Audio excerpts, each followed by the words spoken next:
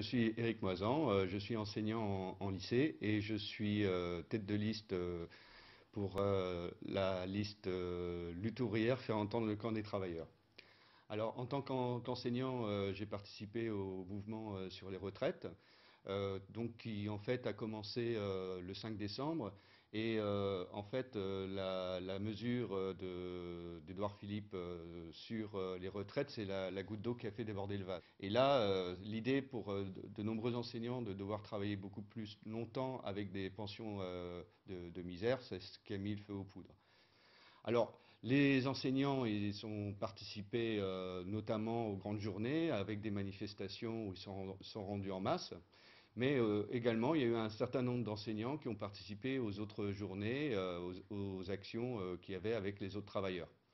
Alors, ce mouvement, ce qu'il y avait de positif, de très positif, c'est qu'il n'était pas corporatiste. Et donc, en fait, ça a permis de montrer qu'il y a bien un monde du travail qui montre sa colère et qui, en fait, a montré aussi qu'il y avait deux camps dans la société. Le camp avec le gouvernement, le camp des exploiteurs, le camp de la grande bourgeoisie qui vise à tout reprendre les droits, à reprendre tous les droits des travailleurs. Et puis de l'autre, le camp des grévistes qui représentait le monde du travail, les ouvriers, les employés, etc. Et là, ce qui est important, c'est que cette colère elle puisse s'exprimer à toutes les occasions.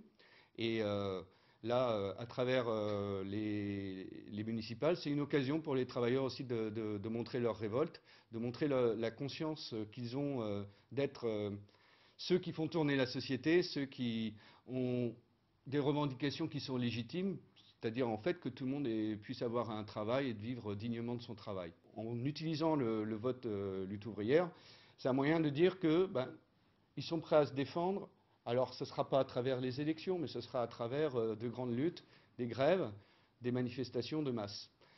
Et puis aussi, ce que ça permet d'exprimer, c'est que les travailleurs, s'ils sont conscients de leurs intérêts, ils peuvent aussi avoir d'autres perspectives pour la société, à savoir que finalement la faire tourner sur d'autres bases.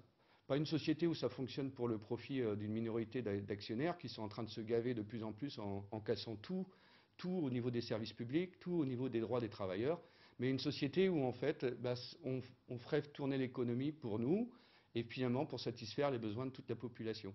Donc c'est pour ça que moi je suis communiste révolutionnaire.